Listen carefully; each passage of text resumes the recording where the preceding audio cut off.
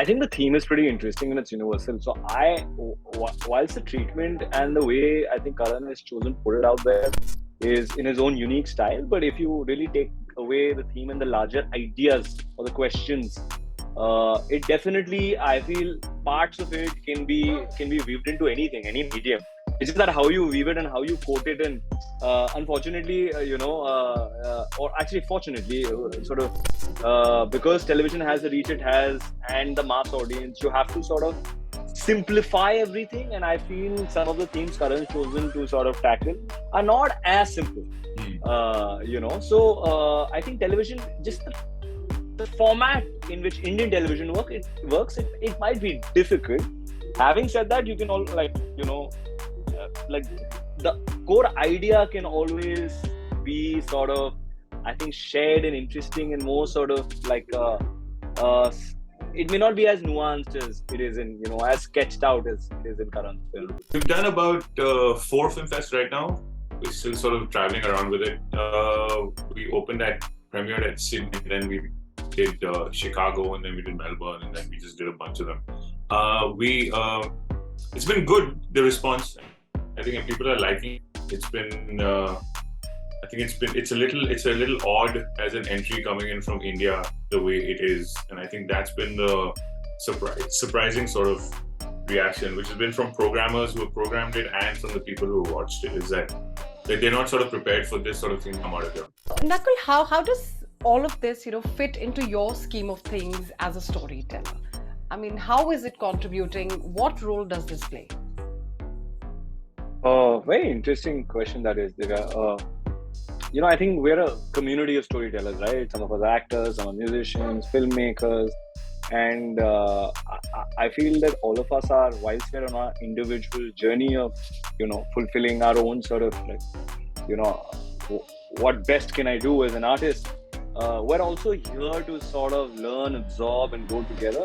And I feel, especially in the indie community, right, which is independent filmmaking, it can do with all the hands and all the support we can sort of give each other. And sometimes it's not even support, it's just like being there and being like a cheerleader for a friend or for a filmmaker you really like. Today we've been joined by Karan, Alek, and of course Nakul to talk about Improv Dramedy Fairy Folk, which has had a very successful run at the film festivals and of course comes with a very hard-hitting message. So let's begin with you, Karan. What's been the response like so far? How many film festivals have you taken the film to, and what sort of reactions have you been getting? We've done about 4 film fests right now. We're still sort of traveling around with it. We premiered at Sydney, then we did Chicago, and then we did Melbourne, and then we just did a bunch of them. It's been good, the response.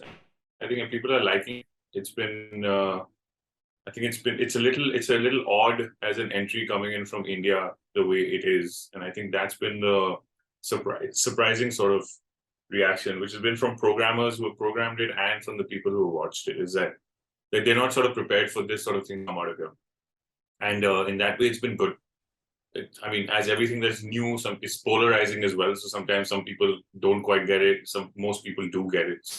And it's been great. I think the actors have been traveling with it. So Nakuul went with for Sydney along with their cinematographer and our other producer, Annukampa.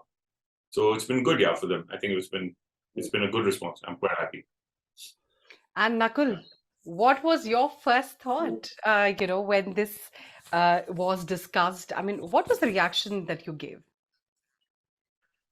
Divya, I'm going to be honest. I'm a huge fan of both of these gentlemen, one of whom has logged off. But they're also dear friends of mine. I'd seen Karan's first film, Share, way back now. Karan, which year was it? 2010? 2011, yeah. 2011, yeah. And I got introduced to Karan, of course, through Alek and through Rasika. And I was just amazed by the independent spirit he had to really make that film. It was made, correct me if I'm wrong, but by a 3-member crew. I don't think a shoestring budget would be correct. It would be like a lace string budget. Like, I don't think you can buy shoes with that money. It is like really slim. Yeah. Nada. But what I took away from that was here's an author, filmmaker, a writer, editor, music. He does everything. Like Karan does, like he does everything except dances in his films. Also, his films don't have songs and dances. So, what I took away from We edit that those is scenes out. so what I really took away from that film is that you know if you really have an independent original thought, and the courage which Karan has to back that with the skills he does, he just went out and made something, and actually that gave me a lot of impetus and inspiration in my own career. So although Karan and I have never worked as writer, director, actor in that sense. I mean, I nearly missed. I was supposed to do a part in Perry Folk. But I actually personally have taken a lot of inspiration from the work he does, the way he chooses to do it, and the way he has kept himself sort of. He's not sold his soul yet to commercial mainstream features, which is very easy in the space we are right now with the digital boom.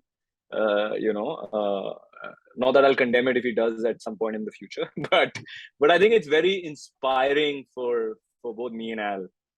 And I've seen the journey of these, from Share to now Fairy Folk. And of course, when Fairy Folk kind of happened, Alek, I, and Ajay, a dear friend of ours, who's a writer director also, we have a little production company called Timbuktu, and we said, listen, hey, in any way we could support and help this vision. But the vision and execution is completely Karan. Yeah, we're just happy to be around him and like soak in all the inspiration from him. So you just mentioned that you had had a small role in the film, but it never was offered. No, actually, no, it was offered. Karan was very sweet. He's like, please find me dates and do it. And at that point, I was doing a show on Star Plus, Ishbaz, and it was quite a ride. I just didn't have time. So a funny anecdote from Fairy Folk is that I didn't have time to do it, but my wife Janki actually Karan cast her independently. Oh, wow. It has nothing to do with me. He called me one day and said, "Listen, will Janki act?" I said, "I don't know. Call her." And they spoke to each other, and she's funnily enough, she's a musician and she's never really acted. She's made her debut with a film like this, which is traveling all over the world now, man. And Karan has also made her believe that she's very good. So, she is. So, yeah. The response was not when I asked Nakuul and Ali, these guys that in medicine, I was thinking about Janki for this part or whatever.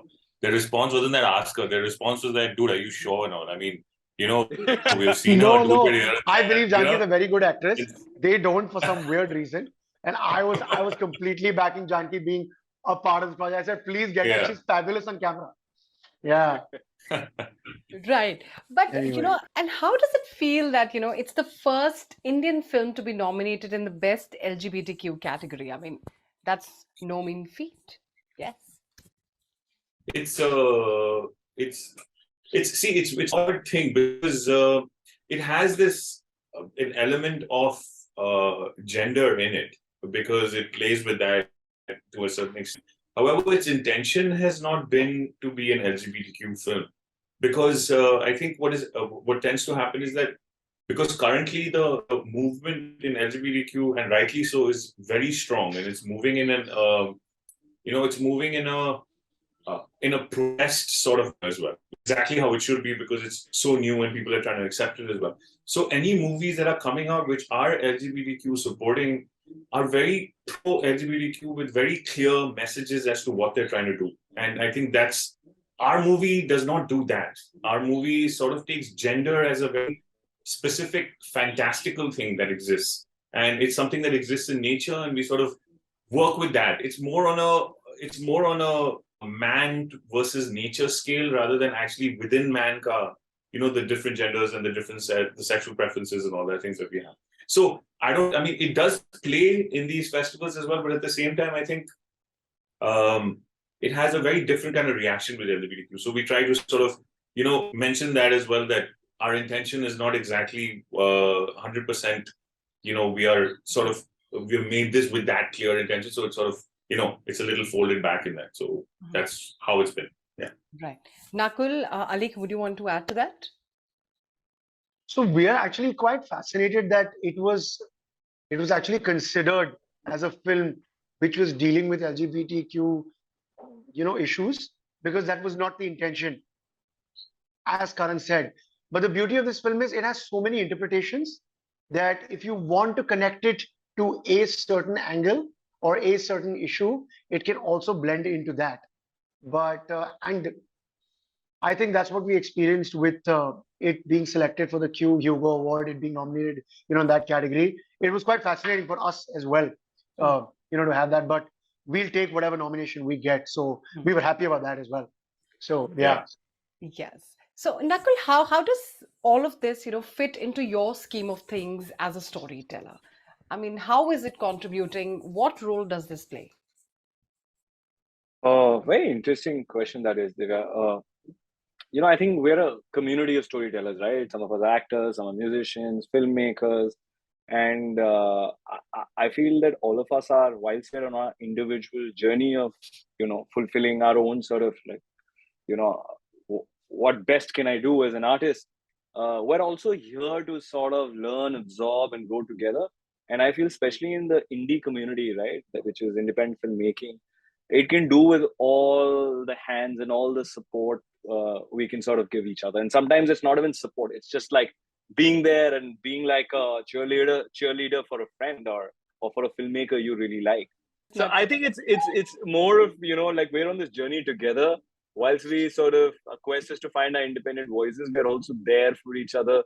And secretly, I'm hoping that God will like full-fledged it directly someday. And yeah, I'm just putting it out on record today. This is going to be on CNN and on YouTube. Karan, please, man, write me into one of your films, dude. Karan, we got to get knocked into the next one. Yeah. You have to get knocked into the next one, yeah. We should. You won't have dates only. After we start shooting another epic show for some 7 years, he'll be gone then again.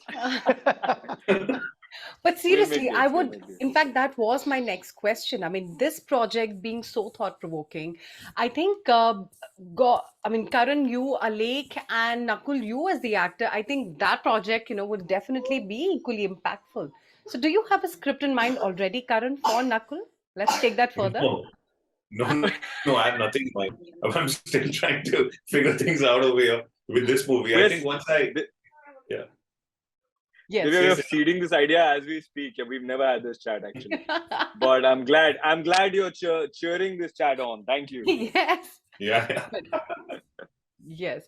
Now, with Rasika and Mukul playing the lead, how did you sort of come up with those names?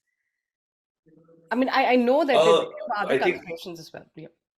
Yeah, no, actually, I was looking for somebody who was in a relationship and married as well, so that they can play husband and wife. Because we were doing all of this improvised, so it didn't have those scripts. Like a normal script has dialogue, so this didn't have dialogue written. Everybody on set was making up dialogues as they went along. So it was really helpful when, because they were playing husband and wife, I needed the characters to play husband and wife. So it was nice if they were a husband and wife, and a lot of, I don't want to say real life undertones, but just the relationship, the